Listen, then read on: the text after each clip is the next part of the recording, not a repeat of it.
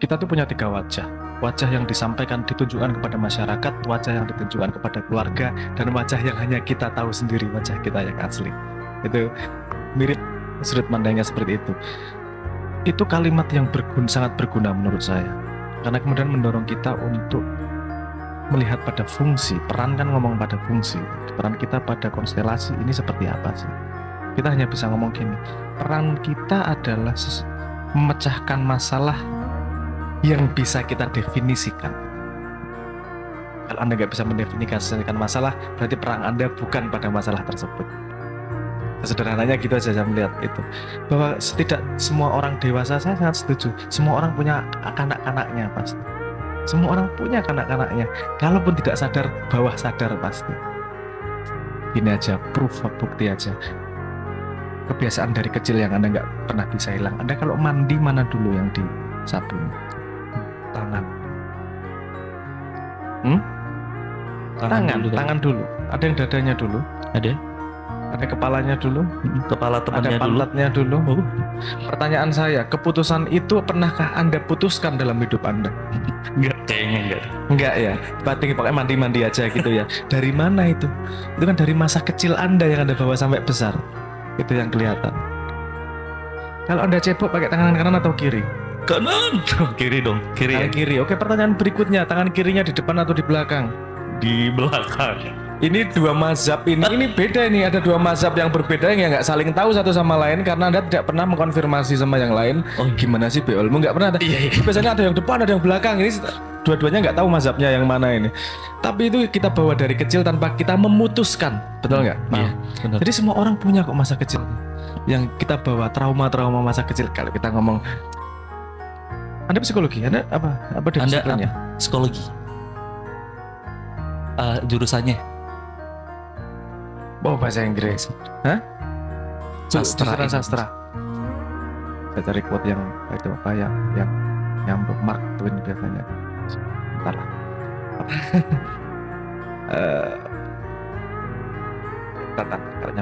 Ada beberapa yang muncul dari Jung itu. Karena enaknya masuknya dari psikologi ini. Karena kalau anak psikologi masuk Jungian sama si Freudian. Masa kecil itu sangat berpengaruh dengan kita. Ada trauma-trauma kecil yang sudah kita lupa tapi masuk bawah sadar, tetap keluar dengan sendirinya. Nggak enak mau ngomong, tapi nggak apa-apa ya. Mohon maaf ya ini. Laki-laki ini, anak-anak cowok, kalau ngelihat cewek lewat dengan dada besar nggak gini nih. Itu bukan dia selalu mesum posisinya, tapi karena dari bayi dia dihadapkan dengan itu sebagai sumber hidupnya. Sumber hidup. Teman-teman, itu sumber hidup. Jadi mohon maaf ya. Loh, Anda setahun lebih loh dari kecil imprinted di kepala Anda bahwa itu adalah life source itu. Bukan kemudian pikirannya mesum terus. Anda salah. Diteruskan pada mesum, iya bisa, tapi itu naluriah yang nggak bisa dihindari. Kadang-kadang dia harus sangat disiplin untuk menghindari itu. Islam pun tidak menghukum pada pandangan pertama. Pandangan kedua yang dihukum. Makanya teman-teman cowok juga punya trik, kalau udah pandangan pertama jangan kedip. Biasanya gitu. Nggak boleh kedip, nggak dosa katanya. Nggak, maksudnya paham ya. Jadi saya sangat setuju dengan kalimat itu. Semua orang membawa masa kecilnya yang harus dia buka, dan dia harus menemukan perannya. Karena ini kalimat, aku malah kelingan itu, malah quote-nya Aderai deh. Aderai. Yang dicari manusia itu meaning. Makna yang dicari manusia itu. Jadi makna hanya datang ketika manusia berani ambil tanggung jawab. Dan tanggung jawab itu nggak enak. Makanya manusia dipaksa untuk menikah. Sesuatu yang dipaksa, diwajibkan, itu pasti nggak enak. Karena kalau enak ngapain diwajibin, pasti ngelakuin sendiri. Iya kan? Dia nggak enak, makanya diwajibkan. Puasa itu nggak enak, makanya diwajibkan. Salah satunya menikah itu diwajibkan karena kemudian mau tidak mau kamu megang tanggung jawab. Karena hanya lewat jalan megang tanggung jawab kamu menemukan makna. Padahal tanggung jawab itu nggak enak. Lebih enak nggak punya tanggung jawab. Tapi lihat, kalau Anda nggak punya tanggung jawab, hidupnya pasti gini, nggak ada makna rasanya. Makanya take responsibility whatever that is. Apa yang harus diambil responsibility? Masalah yang bisa kamu definisikan. rumahnya kotor, tanggung jawabku setiap hari membersihkan lantai. Coba 3 minggu, sebulan, akan sangat berbeda hidup. Bobotnya, harga hidupnya itu langsung berbeda. Ini penelitian psikologis yang tidak bisa saya buktikan kalau Anda kalau nggak mau ngelakuin sendiri. Manusia yang sudah menemukan perannya, dia akan memiliki makna, memahami makna, dan makna hidupnya membuatnya dewasa. Makanya sepemahaman saya seperti itu. Gitu. Seperti itu Mbak Lisa Blackpink. Ya, terjawab ya. Jadi Mas Abrang tadi setuju dengan pendirian Ibu Mbak ya. Untuk pertanyaan kedua nih dari Harta Hati. Pemuda sekarang malu mengakui budayanya. Itu gimana tanggapannya? Saya boleh cerita nggak? Boleh dong. Saya cerita percobaan tentang monyet dan Jangan madep saya dong monyetnya. Saya monyet nih. jadi percobaannya gini. Di sebuah kandang yang besar dimasukkanlah 5 monyet. Kemudian dikasih tangga di tengah kandang itu. Di atas tangga dikasih pisang. Nah, dengar cerita itu ya. Ketika ada satu naik ambil pisang, 4 monyet yang tidak naik disemprot air dingin sampai kedinginan. Yang ngambil pisang nggak disemprot. Oke, diteruskan seperti itu. Lama-lama terjadi budaya apa? Setiap ada yang mau naik tangga, diseret sama yang lain digebukin. Jangan sampai ada yang ngambil, karena kamu yang dapat enak, kita yang dapat air dingin nih, air esnya kedinginan. Terus-terusan sampai terjadi kultur, budaya, peraturan tak tertulis. Siapa aja yang naik ke situ, saya seret ke bawah, saya pukulin. Satu monyet diambil keluar, diganti monyet yang baru. Apa yang dia lakukan? Dia naik tangga, sebelum sampai atas sama yang lain kan diseret, digebukin sama dia. Dia mau naik digebukin. Pernahkah dia mengalami sebab akibat itu? Nggak pernah. Tapi dia mengalami digebukin. Oke, paham ya? Kemudian monyet lama diganti lagi. Hal yang sama terjadi sampai 5 monyetnya adalah monyet baru yang tidak pernah disiram air dingin. Tapi budayanya jalan terus. Ada yang naik, diseret ke bawah, dipukulin sama dia. Tanpa tahu satupun kenapa dipukulin itu. Itu adalah tradisi yang diteruskan tanpa intelektual. Karena hanya mengikuti tanpa tahu sebabnya. Kalau monyetnya ditanyain, nggak tahu dulu kayak gini kok. Ini kenapa sih harus gini? Ya karena dari dulu kayak gini. Dia nggak pernah disiram air, dia nggak pernah tahu kejadiannya seperti apa, dia hanya mengikuti generasi sebelumnya. Sayangnya di Indonesia tidak sadar seperti itu. Yang dianggap Indonesia dalam tanda petik ya, saya ngomong sebagai regulator, saya tidak melihat inisiatif yang sungguh-sungguh tentang urusan tradisi sebab akibat. Yang dilihat adalah tradisi perilakunya yang diteruskan. Dulu gini kok, ya sekarang diterusin. Dulu gini kok, generasi berikutnya harus nerusin. Lama-lama generasi muda yang semakin pintar semakin nggak mau. Kenapa? Ngapain harus gini? Ngapain saya harus gebukin monyet lain? Emang kenapa kalau nggak gebukin juga nggak apa-apa kok? Karena dia nggak tahu asal-usulnya. Kalau ditanyain kenapa pemuda sekarang susah mengikuti budaya, karena dia tidak tahu sebabnya kenapa budaya itu perlu dijalankan. Dia bukan orang buruk, dia monyet yang berpikir. Paham maksud saya? Jadi sebenarnya yang tidak mengikuti, tidak mau meneruskan tradisi, kadang-kadang karena bagus otaknya berpikir. Dia tidak tahu sebabnya. Nah kalau yang berniat baik dan mau berpikir pasti bertanya, kenapa sih Pak dulu kita harus kayak gini, kenapa harus bakar menyan di depan? Sayangnya kebanyakan orang tua ngomong, udah nggak usah dipikirin, yang penting diikutin aja. Nggak ngasih penjelasan. Nggak ngasih cerita, nggak ngasih mitologi. Maka penting yang namanya narasi itu. Harus kita gali narasi dari dulu. Nenek moyang itu. Anda tahu klasifikasi di Jawa, misalnya di Jawa, karena saya orang Jawa. Jawa itu mengklasifikasikan besi menjadi 144. Kalian pernah dengar? 26, kalau nggak salah 26 klasifikasi besi itu hanya datang dari meteor. Kita cuma tahunya keris sakti, keris kenapa? Itu ada sains bukunya, kenapa dibikin keris, caranya gimana dan seterusnya. Dari kategori besi apa dan gimana ada. Karena itu tidak menarik, yang menarik mistis-mistisnya dan mitologinya, sehingga kita kehilangan gairah untuk meneruskan budaya tersebut, meneruskan tradisi tersebut. Bisa kita perbaiki kok. Kalau teman-teman anak muda ini mulai menyadari akar masalah, mari sebelum kakek meninggal, sebelum bapak meninggal, kita gali sebanyak-banyaknya dan kita catat apa yang mereka ketahui, agar tidak semakin lama yang hilang. Sehingga ketika kita melakukan sebuah tradisi, kita tahu sebab. Karena banyak tradisi itu yang sebabnya luar biasa sebenarnya. Urusan pertanian, menghilangkan hama, urusan ngasih sesajen, mendatangkan semut, efeknya semut gimana, banyak yang seperti itu.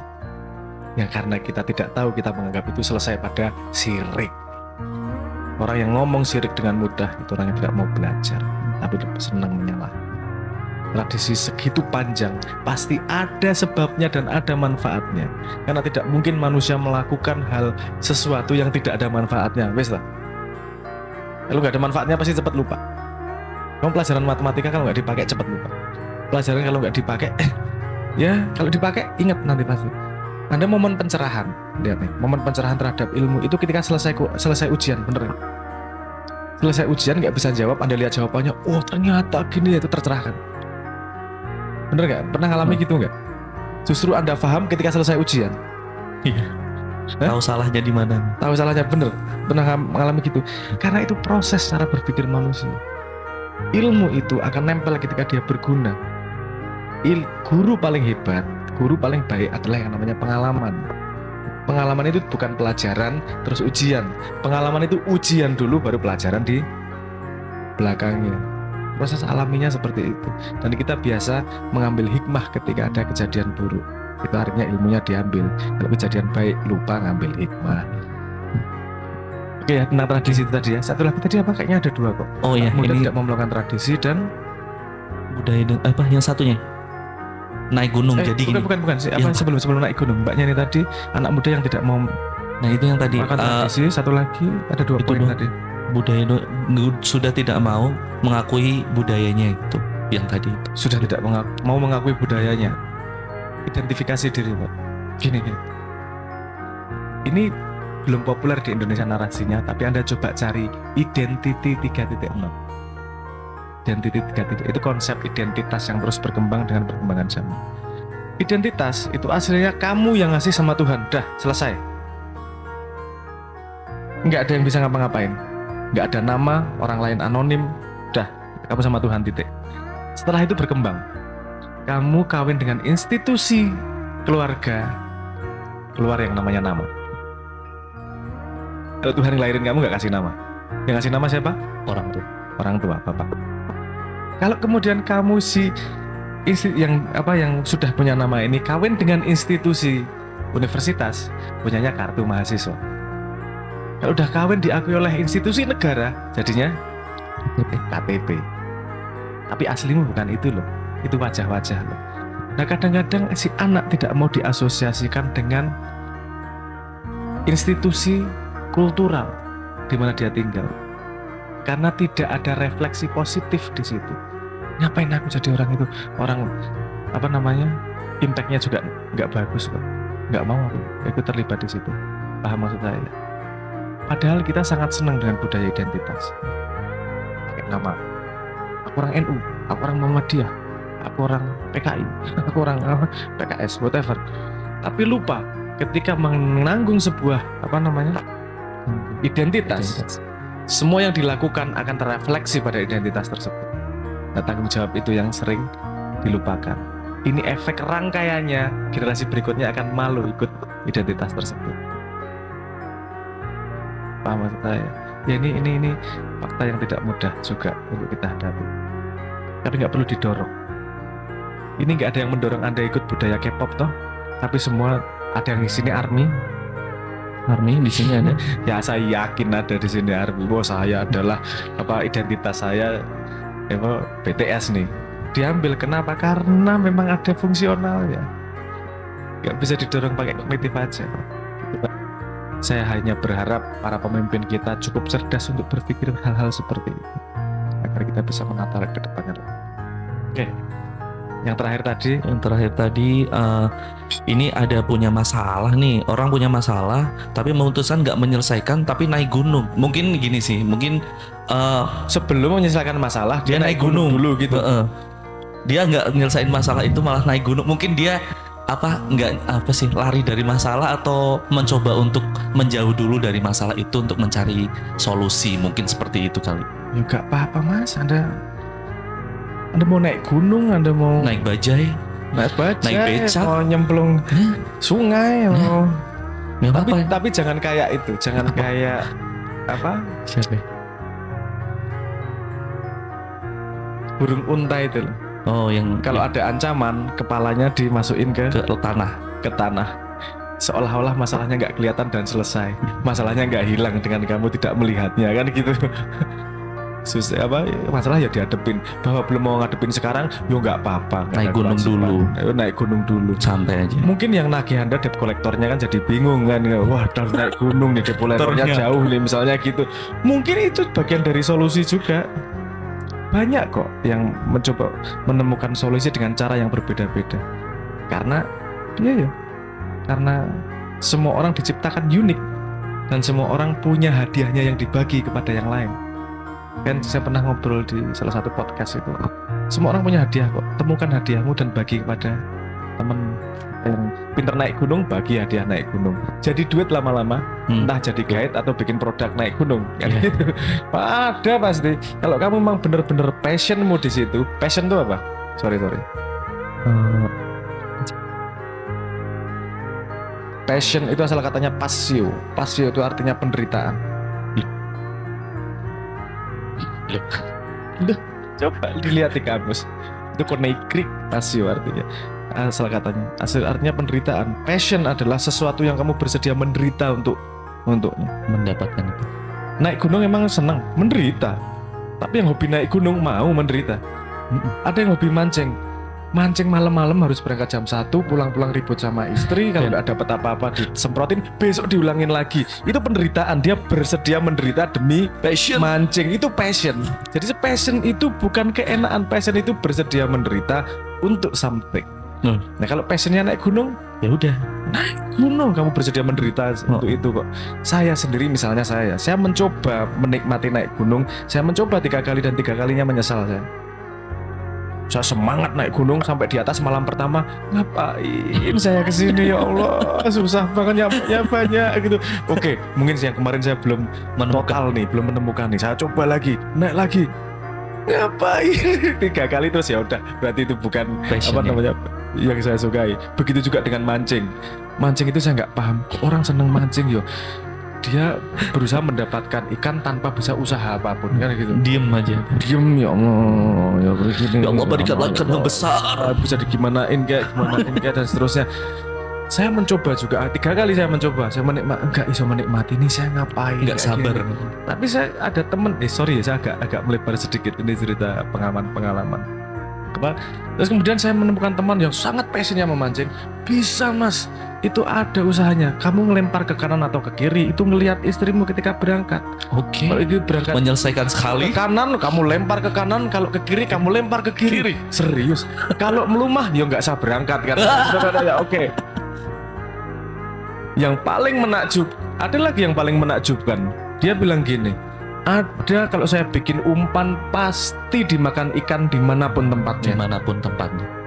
Gimana caranya? Di kolam. Bikin ikannya itu harus mengandung feses ibu hamil. Oke. Gimana? Itu kan saya, ya Allah ya Robbi, kamu saking cintanya sama memancing, risetmu itu loh. Saya nggak membayangkan dia ngumpulin fesesnya, laki-laki, perempuan, tua, muda, lagi hamil, perawan, fesesnya dikumpulkan mana yang paling berhasil. Kan itu ajaib banget itu. Demi passion itu semua kesulitan dilakukan. Temukan passionmu. Artinya temukan sesuatu yang kamu bersedia menderita untuk. Itu. Bahwa sekarang yang bersedia menderita untuk pacar dulu ya nggak apa-apa, tapi nanti suatu hari nggak akan ditemukan. Sorry, tadi ada satu kalimat, kita kan harus mengikuti industri 4.0. No, nggak ada yang mengharuskan. Tuhan tidak mengharuskan, dunia tidak mengharuskan. Kita boleh arahnya kemana. Siapa namanya? Jepang, arahnya ke Society 5, Society 5.0. Saya kemarin lagi di Bandung itu seminggu yang lalu, saya ngobrol sama Pandi tentang Pandi itu Persatuan Domain Indonesia, tentang arah digital Indonesia ke depan. Dan insya Allah ide saya yang dipakai. Saya mengusulkan Indonesia ke depan itu arahnya adalah digital etnologi. Digital etnologi. Gameplay wordplay dari teknologi. Bukan teknologi digital tapi etnologi digital. Bahwa keragaman harus juga muncul di teknologi.